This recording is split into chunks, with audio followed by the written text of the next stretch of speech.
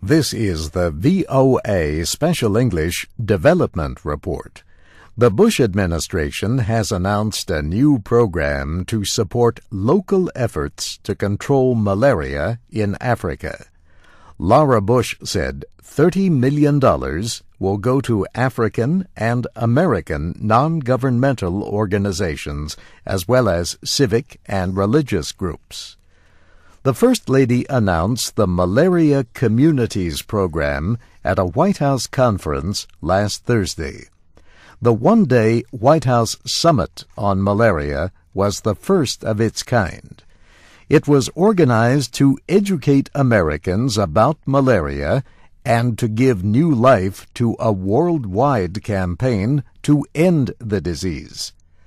The conference included non-profit groups, international health experts, and African civic leaders. Among other things, they discussed an effort to get millions of chemically treated mosquito nets to Africans. That campaign is led by a new group called Malaria No More. Also, President Bush will declare April 25th of next year Malaria Awareness Day, as observed by other nations. And he announced he will add 8 countries to a year-old program, the President's Malaria Initiative. They include Benin, Ethiopia, Ghana, and Kenya, along with Liberia, Madagascar, Mali, and Zambia.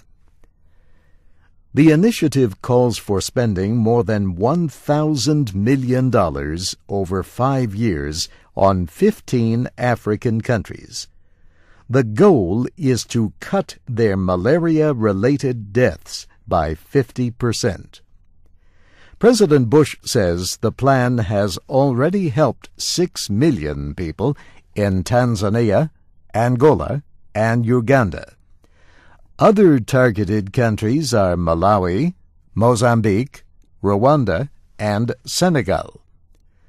Malaria kills more than 1 million people a year, mostly young children in Africa.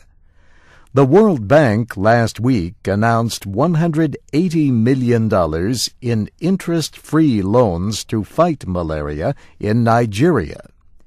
Africa's most populated nation has 20% of the world's cases.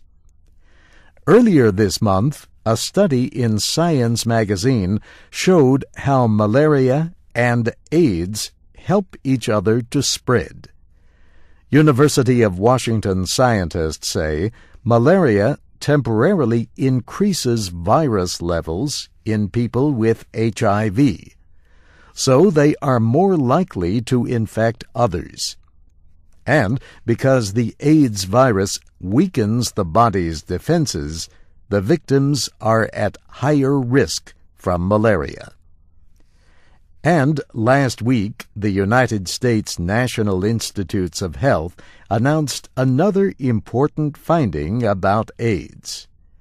2 studies in Africa showed that circumcision can reduce a man's risk of getting HIV through heterosexual sex by half.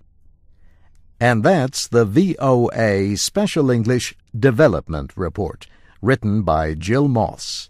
I'm Steve Ember.